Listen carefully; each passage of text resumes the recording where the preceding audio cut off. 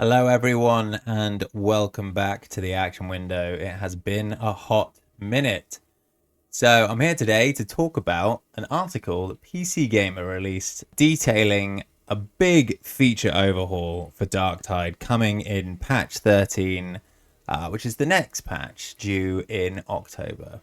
The feature set in question is a complete revamp of the talent trees or the feat trees that we currently have in the game. Gone are what you're used to with the 6 columns of 3 choices apiece, and that's now been replaced by an RPG style complete talent tree. And I'm very excited about this for a couple of reasons. The first being that I was lucky enough to test this feature set myself in an invitational closed test. And I got some hands-on time with all 4 classes and all 4 their respective trees. Now, because I am under a non-disclosure agreement, I can only talk about what's on offer in the article today, and that's the Zealot tree. So we'll be focusing mainly on that for the purpose of this video. If you haven't read the article yet, I've left a link in the description below. And do hit that subscribe button if you're keen to be notified whenever any news of Darktides drops, anything pertaining to upcoming releases, all that good stuff. We'll be covering it here on this channel. And do leave a like for the video as well, just to help us out the algorithm. So yeah, let's have a look at this article. I'm not going to read the whole thing. I'm going to assume that you guys have already read it. But let's start with the bits that I'm really interested in. And the first sort of notable bit for me are these few lines here. I'll give them a read now. Fatshark says that each skill tree has 3 main branches, with one branch essentially representing the existing options and the other 2 representing new ways of building out each class. In between the major nodes are passive skills and modifiers, and you'll get a point every level to work your way down the tree. If you carve a straight path down one of the branches, you'll hit the bottom before spending all 30 points, encouraging you to experiment. So from these lines, we can ascertain a few things. You get 1 talent point per level now for a total of 30. Going straight down one of the sort of class routes, as it were, will not use all your points. These trees essentially encompass 3 different classes or concepts or whatever you want to call it, how to play the existing archetype that we have in the game already. And they've made a distinction between passive skills, modifiers, and major nodes, and we'll talk about that in just a second. So now you've heard the spiel, let's have a look at the tree. Okay, this do be it.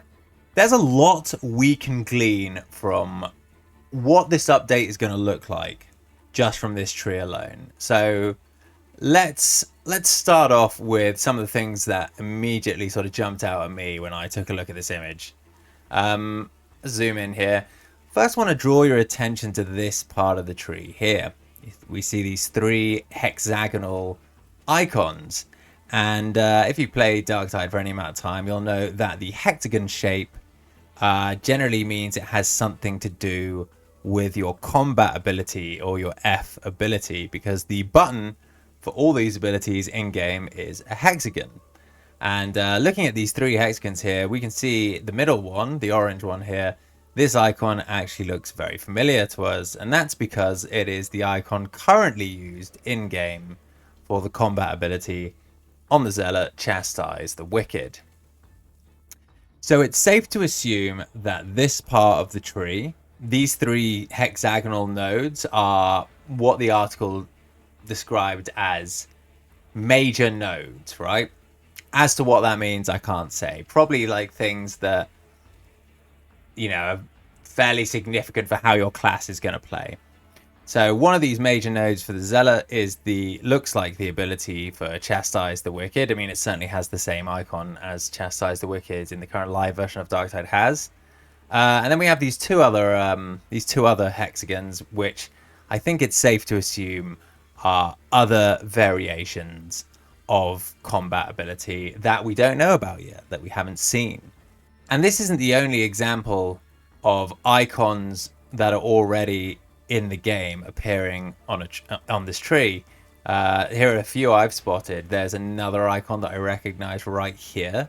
This is the stun grenade that, of course, already exists for the Zealot. This icon here looks like the same icon the Zealot's aura has in the live game. So that makes me think that this row here is pertaining towards customizing the aura. Likewise, this one with the stun grenade, this must pertain to customizing the blitz ability. And then if we go right down to the bottom of the tree here, this middle icon with the fiery fist punching down here, this looks very similar, if not identical, to the icon currently in the game for Martyrdom. So maybe this bottom sort of row of nodes reflects choices involving your iconic passive. There's a few other things we can kind of deduce just from looking at this diagram. These sort of smaller hexagons coming off of the big hexagons, I mean, they have to denote talents or feats that are going to pertain to the ability they're branching off of, right? They're the same shape but smaller, and they can only be accessed by going through the big hexagon. So Chastise the Wicked here, right underneath we've got a path that leads to a smaller hexagon with ×2 and the Chastise the Wicked ability icon. So fairly safe to assume that that particular talent is going to be the double dash. Yeah, this tree is sort of full of all kinds of tidbits like this. So you might be able to give yourself a leg up on figuring out what each thing is going to do just by having a look at the icons. So yeah, spend some time looking at this tree because there's a lot more sort of tidbits and Easter eggs here than initially meet the eye. But yeah, based on what we can see here, we've got 3 paths to the bottom. We've got 3 different colors coding what I assume to be sort of subclasses or different concepts of how to play the character. And I'm just going to give the nodes a quick count here. So 1, 2, 3. If I go straight down to the bottom of the orange column here, that's 20 points. So that means that if I have 30 points total, as the articles mentioned, I must be able to move around this tree in some other capacity other than downwards. So I think it's safe to say we're kind of looking at a situation here where you're going to have your main route through the tree that really defines your kind of class or subclass or whatever you want to call it, and then you'll be able to splash from different bits of the tree depending on what else you want to kind of supplement your class with, right? So let's say, hey, I'm just going to make the bog standard Zealot Preacher, which I'm going to assume is this middle orange tree here. I get to the bottom of that. I've got another 10 or so points to spend. Maybe I'll be able to go sideways into some of these other ones without knowing exactly how it works. Maybe just based on the number of nodes and the number of talent points we get, I think it's maybe a fairly safe assumption to think that we can go sideways as well as down. Now, the other sort of thing we can take away from this talent tree in general is if this is what it looks like for the Zealot, then presumably it's going to look pretty similar for the other 3 classes, the Ogryn, the Veteran, and the Psyker. Without having seen those trees, hard to say exactly what that will look like, but we have to assume that they're going to have a choice between blitzes, auras, combat ability, and iconics, as seems to be the case with what's on display for the Zealot here. And that's really about all I could sort of fish out of this tree in the short term. So let's now go back to the article and take a look at some of the other things that were mentioned and some of the pictures that were shared. Okay, so a bit further on down in the article, we get these 6 handy bullet points where the journalist who wrote the article talks about what they were shown by Fatshark. And they are as follows. A new shield ability that the Psyker can deploy. Brackets, further down that branch, this 2-dimensional shield can be upgraded to a full coverage dome. I believe this ability, the dome ability, is pictured in the article. And this kind of confirms what I was sort of speculating a bit when I was looking at the combat ability nodes on the Zealot Talent Tree. You'll remember with those smaller hexagons coming off the bigger one, with abilities that seem to pertain to, feats that seem to pertain to the combat ability they're attached to. A more crowd-controlling Psyker branch lets you blast out psychic shards instead of brain bursting. Instead of brain bursting, okay, so language used there is another tell. I'm guessing then all these abilities, the blitz, the combat abilities, they're going to be either or choices. So, yeah, I mean, that's kind of obvious, right? That makes sense. They're not going to let you take 3 different kinds of blitzes. So it does seem like maybe with the major nodes that the article mentions that they are going to be pick one of 3 based on the language we're seeing here. Instead of Brain Burst or the shards, the Psyker can go full Sith with Force Lightning and Smite. Yeah, so looking at these next 2 bullet points, he uses the word here instead. So that definitely implies that like you're only going to get one choice from each of the 3 available for each slot, right? Your iconic, your combat ability, your blitz, and your aura. So these shards, they sound cool. They immediately kind of make me think of the character Patience Kiss from the Dan Abnett Ravener omnibus. If you're a fan of the 40k lore and you've read any of Dan Abnett's Inquisition stuff, you know the names Eisenhorn and Ravener will be familiar to you. But if you're not familiar with those books, then Patience Kiss is an acolyte of a character called Inquisitor Ravener. And she is a telekinetic, so she has psychic powers, and her powers sort of revolve around manipulating these psychically sensitive daggers or knives that she can kind of control with her mind. You know, they're kind of like a mind shuriken, if you will. So when it's saying psychic shards here, that's what immediately comes to mind, having read those books. Maybe it'll look different, but if it's what I'm thinking of, then that's going to look really cool. Force Lightning as well immediately makes me think of Palpatine, so I'm sure I'm not alone in that one. Moving on to the next 3 bullet points, these talk about the Ogryn. The Ogryn can now choose to throw a big friendly rock instead of a grenade box, with the advantage of the rock going on cooldown rather than requiring an ammo pickup. The Ogryn also gets a gigantic grenade as a second alternative. So it's obviously talking about the Ogryn's blitz abilities here, and again it's using the instead of, we're definitely only going to be able to select one blitz of 3. If you can deduce anything from this article at all, it's that.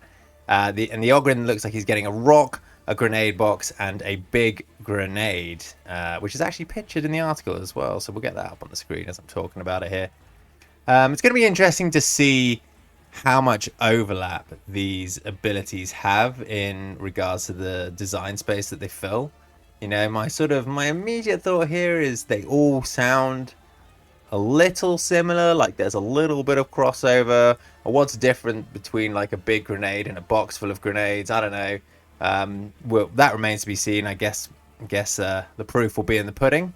And then the last bullet point here, talking about the Ogryn, it says the Ogryns can now pick a taunt over upgrading their charge attack or a big reload / fire rate buff designed for mowing down hordes. So yeah, here we go again with this language, picking and choosing over or, you know, so yeah, these major nodes, as the terminology they use in the article, these major nodes, you're only going to be able to select one of 3 choices, it would appear. And that makes sense, right? Because how the hell would the game work if you could choose 3 combat abilities? Speaking a bit about the Ogryn's taunt and charge attack, that the taunt is really cool because anyone that's played Tide games will know that this ability already exists in Vermintide 2. It's one of Bardin Gorickson's abilities as the Ironbreaker, and it's a really strong ability in that game, so I'm guessing it's going to be equally as strong in this game, if not better. Who knows? You know, onwards and upwards. Darktide's the new hotness. And it seems like the last thing they mentioned in this bullet point, um, this reload fire rate buff thing, that sounds kind of similar to what was sort of postulated for the gunlugger class that was data mined ages ago. So yeah, 3 different Ogryns you can be here based around your combat ability choice. You can be a chargy brawly boy.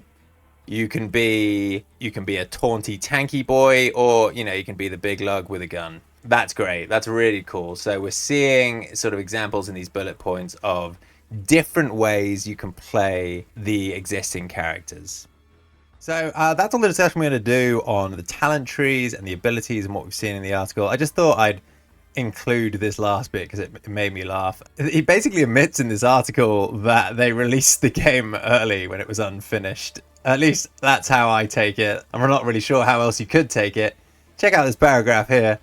Development of this skill tree actually started before Darktide launched, but some classes were further along than others. The system just wasn't ready last year.